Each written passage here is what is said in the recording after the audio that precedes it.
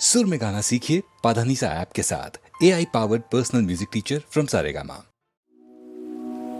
কেন যে কানা বারে বারে থেমেছে ক্রন্দনে ছন্দহীনা বিনা, তবু কেন তুমি আমার তারে বাজাও কিশোরে সাধনে, জানি না কেন যে কানা বারে বারে থেমেছে ক্রন্দনে ছন্দহীনা বিনা, তবু কেন তুমি আমার তারে বাজাও কিশোরে সাধনে, জানি না কেন যে কানা বুঝতে পারে, বুঝতে পারে, বুঝতে পারে, বুঝতে পারে। বলো কেমন করে আজ রাখি ধরে মন পাখি যে বিবাহী তারে কিসের জোরে, বৃথায় শুধু এ নয়ন ঝরে। বলো কেমন করে আজ রাখি ধরে মন পাখি যে বিবাহী তারে কিসের জোরে, বৃথায় শুধু এ নয়ন ঝরে। বলো কেমন করে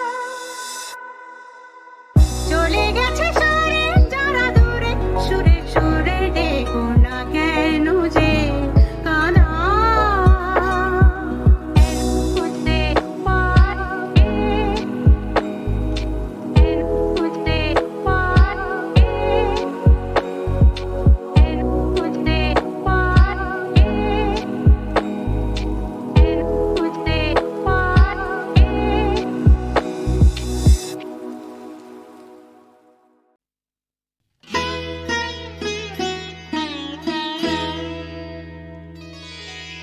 ছন্দে ছন্দে গানে গানে কে বলে যায় ঘুঙরু ঘুঙরু ঘুঙরু, ছন্দে ছন্দে গানে গানে কে বলে যায় ঘুঙরু ঘুঙরু। মদিরা মেশানো রাতে এই বুঝি চলে যায়, মদিরা মেশানো রাতে এই বুঝি চলে যায়, চলে যায় চলে যায় চলে যায়। ছন্দে ছন্দে গানে গানে কে বলে যায় ঘুঙরু কে বলে যায়।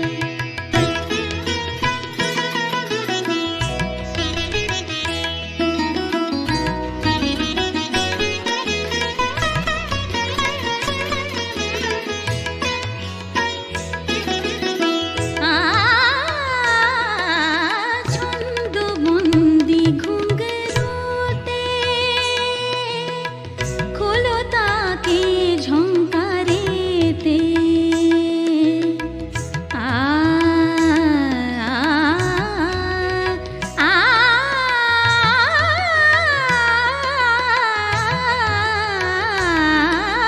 ছন্দবন্দি ঘুঙরুতে খোলো তাকে ঝংকারেতে, যোজনায় ঢলো ঢলো চাঁদ বুঝি ঢলে যায়, যোজনায় ঢলো ঢলো চাঁদ বুঝি ঢলে যায়, ঢলে যায় ঢলে যায় ঢলে যায়। ছন্দে ছন্দে গানে গানে কে বলে যায় ঘুঙরু ঘুঙরু।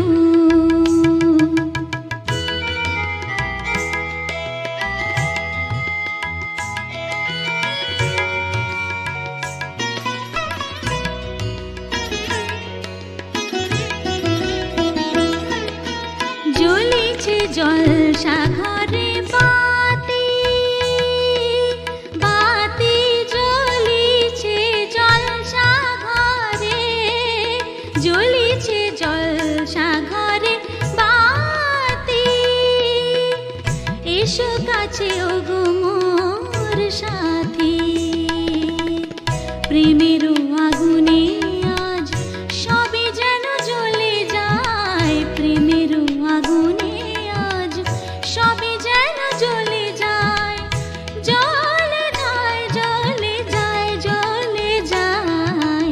ছন্দে ছন্দে গানে গানে, ছন্দে ছন্দে গানে গানে, ছন্দে ছন্দে গানে গানে কে বলে যায়।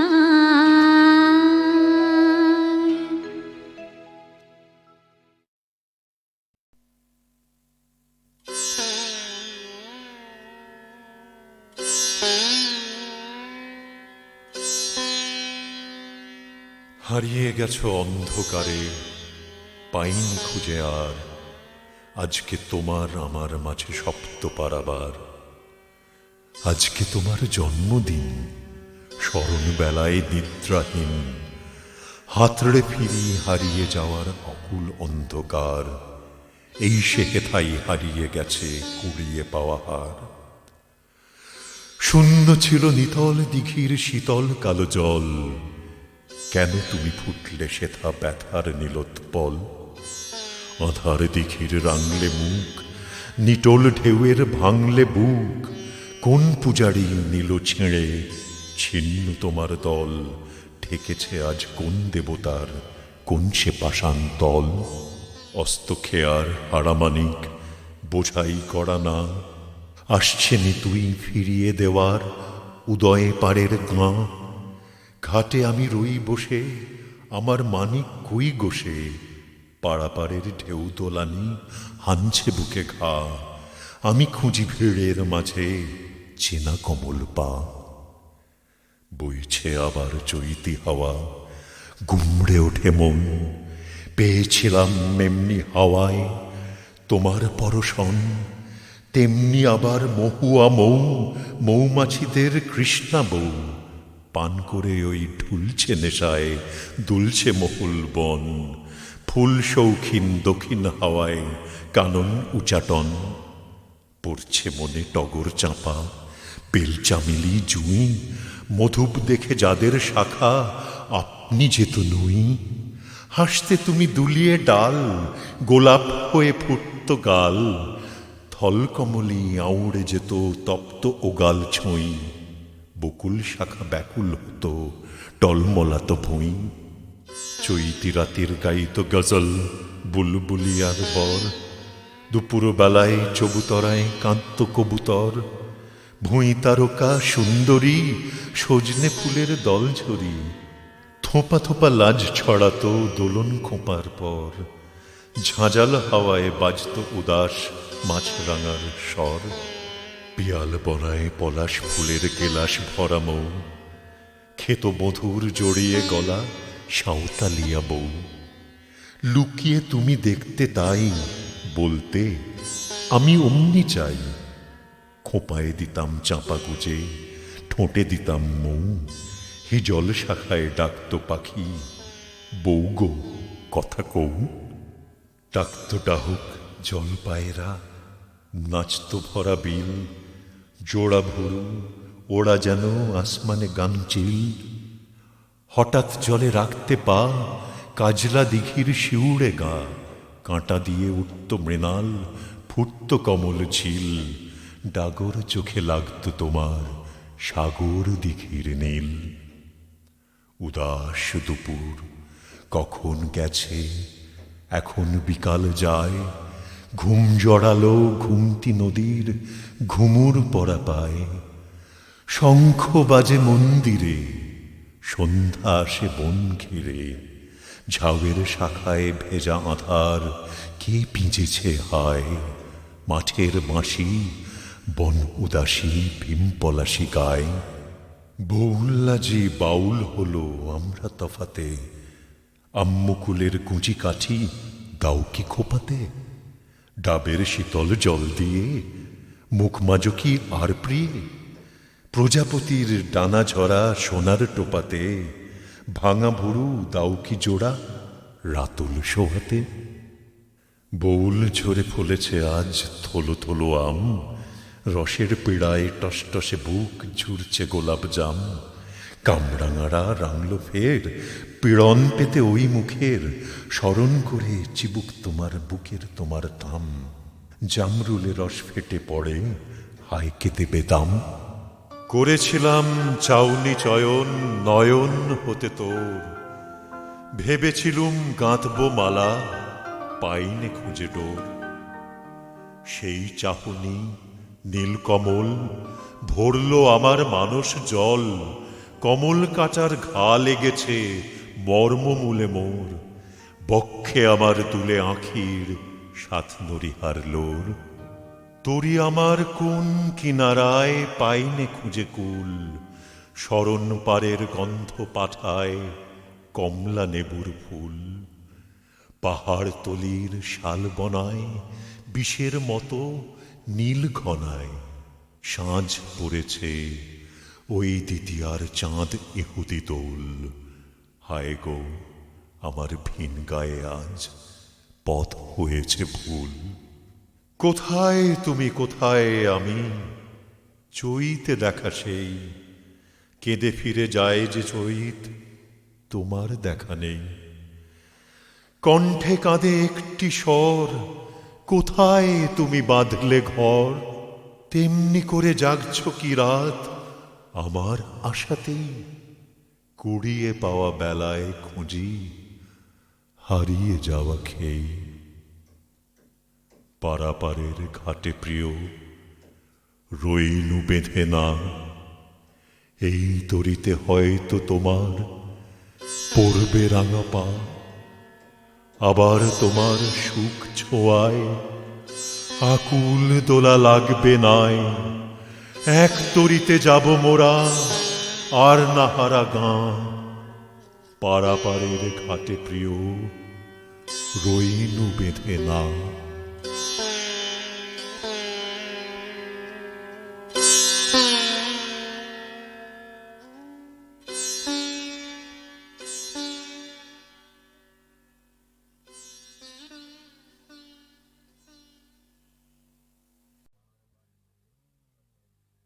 তোমার বাণীরে করিনি গ্রহণ, ক্ষমা করো হযরত।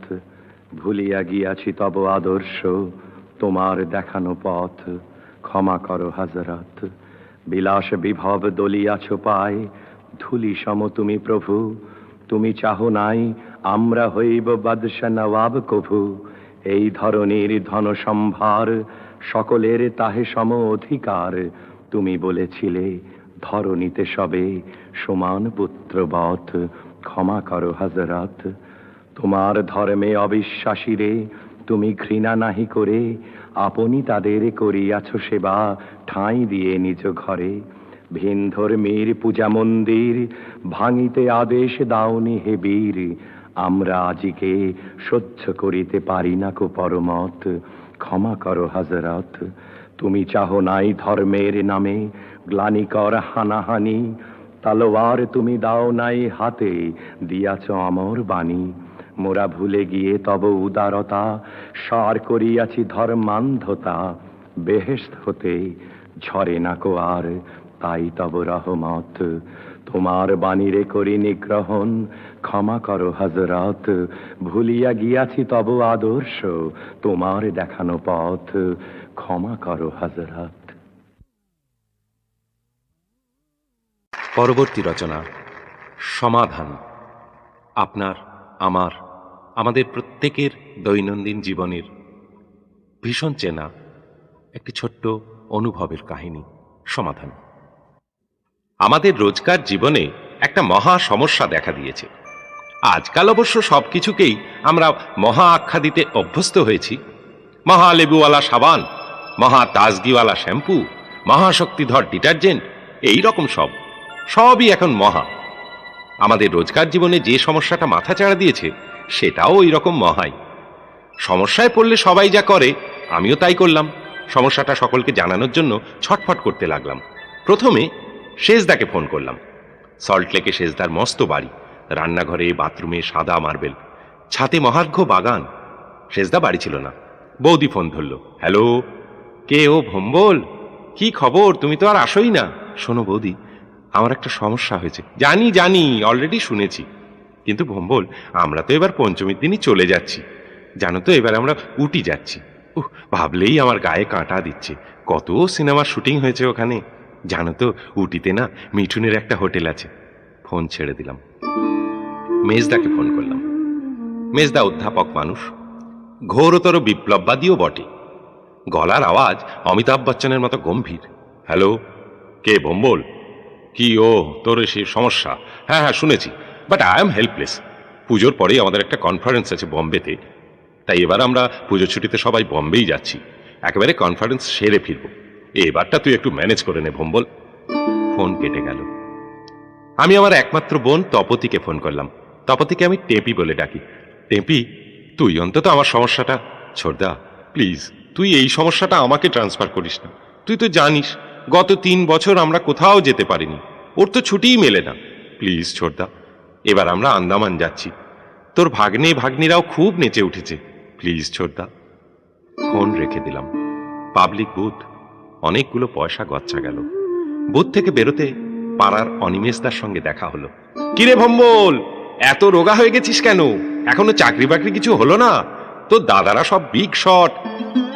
আমি কিছু না বলে ট্রামে উঠে পড়লাম। তারপর সন্ধ্যের মুখে 18 নম্বর নস্করপাড়া লেনের মান্ধাতারামলের গলিতে ঢুকলাম। গলির মধ্যে একটা ভাঙা বাড়ির ভাঙাচোরা ঘরে আমি আর আমার মা থাকি। আমার মা, আমার মেজদা, বরদা, সেজদা, তপতি, সবার মা। মা অসুস্থ, মার অনেক বয়স হয়েছে। তার উপর রোগে ভুগে ভুগে খিটখিটে, অধৈর্য। কিছু ব্যবস্থা হলো ভম্বল? মা বিছানা থেকে জিজ্ঞাসা করল। আমি হঠাৎই রেগে গেলাম, কেন কে জানে। রেগে গলা চড়িয়ে বলতে লাগলাম, না, ব্যবস্থা হলো না, হবেও না কোনোদিন। পুজোর ছুটিতে সারা পশ্চিমবাংলার লোক বেড়াতে যাবে, তোমার হাওয়া বদল করা হবে না।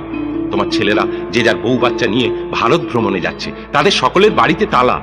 পুজোয় তুমি এখানেই থাকবে, এই 18 নম্বর নস্করপাড়া লেনে, এই অন্ধ গলির স্যাঁতস্যাঁতে ঘরে তুমি থাকবে, আমি থাকবো। আমি রান্না করব, তুমি খাবে, তুমি বকবক করে বিলাপ করবে, আমি শুনবো।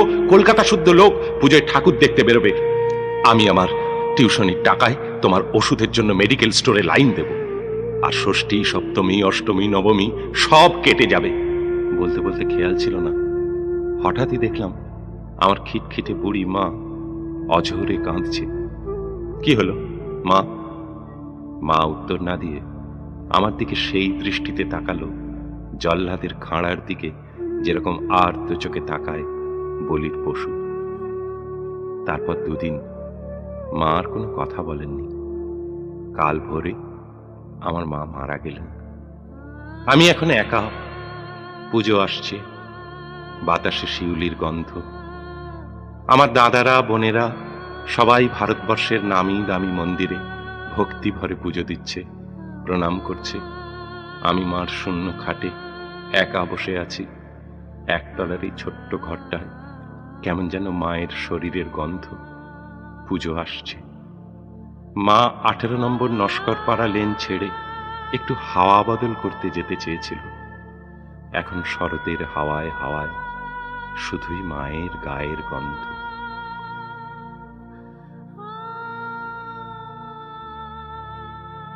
পরবর্তী রচনা সমাধান।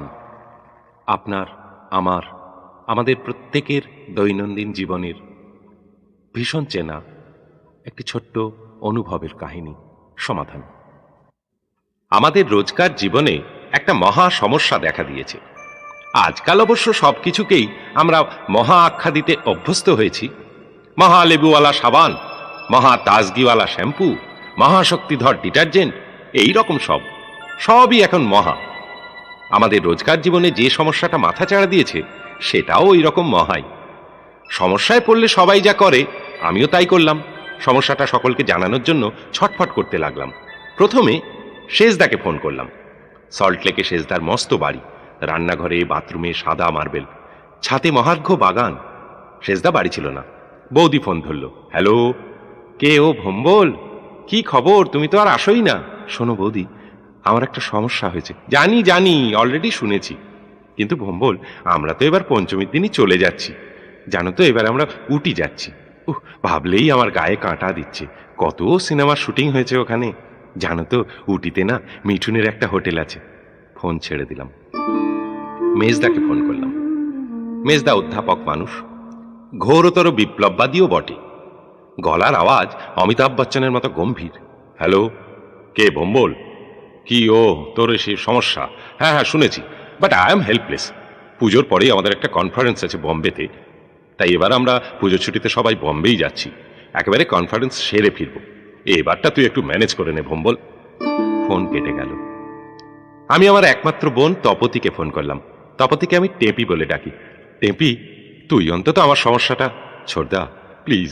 তুই এই সমস্যাটা আমাকে ট্রান্সফার করিস না। তুই তো জানিস গত 3 বছর আমরা কোথাও যেতে পারিনি, ওর তো ছুটিই মেলে না। প্লিজ ছোড়দা, এবার আমরা আন্দামান যাচ্ছি। তোর ভাগ্নে ভাগ্নিরাও খুব নেচে উঠেছে। প্লিজ ছোড়দা। ফোন রেখে দিলাম। পাবলিক বুথ, অনেকগুলো পয়সা গচ্ছা গেল। বুথ থেকে বেরোতে পাড়ার অনিমেষদার সঙ্গে দেখা হলো। কিরে ভম্বল, এত রোগা হয়ে গেছিস কেন? এখনো চাকরি বাকরি কিছু হলো না? তোর দাদারা সব বিগ শট। আমি কিছু না বলে ট্রামে উঠে পড়লাম। তারপর সন্ধ্যের মুখে 18 নম্বর নস্করপাড়া লেনের মান্ধাতার তারামলের গলিতে ঢুকলাম। গলির মধ্যে একটা ভাঙা বাড়ির ভাঙাচোরা ঘরে আমি আর আমার মা থাকি। আমার মা, আমার মেজদা, বরদা, সেজদা, তপতি, সবার মা। মা অসুস্থ, মার অনেক বয়স হয়েছে, তার উপর রোগে ভুগে ভুগে খিটখিটে, অধৈর্য। কিছু ব্যবস্থা হলো ভম্বল? মা বিছানা থেকে জিজ্ঞাসা করল। আমি হঠাৎই রেগে গেলাম, কেন কে জানে। রেগে গলা চড়িয়ে বলতে লাগলাম, না, ব্যবস্থা হলো না, হবেও না কোনোদিন। পুজোর ছুটিতে সারা পশ্চিমবাংলার লোক বেড়াতে যাবে, তোমার হাওয়া বদল করা হবে না। তোমার ছেলেরা যে যার বউ বাচ্চা নিয়ে ভারত ভ্রমণে যাচ্ছে, তাদের সকলের বাড়িতে তালা। পুজোয় তুমি এখানেই থাকবে, এই 18 নম্বর নস্করপাড়া লেনে, এই অন্ধ গলির স্যাঁতস্যাঁতে ঘরে তুমি থাকবে, আমি থাকবো। আমি রান্না করব, তুমি খাবে, তুমি বকবক করে বিলাপ করবে, আমি শুনবো। কলকাতা শুদ্ধ লোক পুজোয় ঠাকুর দেখতে বেরোবে। আমি আমার টিউশনির টাকায় তোমার ওষুধের জন্য মেডিকেল স্টোরে লাইন দেব। আর ষষ্ঠী, সপ্তমী, অষ্টমী, নবমী সব কেটে যাবে। বলতে বলতে খেয়াল ছিল না, হঠাৎই দেখলাম আমার খিটখিটে বুড়ি মা অঝরে কাঁদছে। কি হলো মা?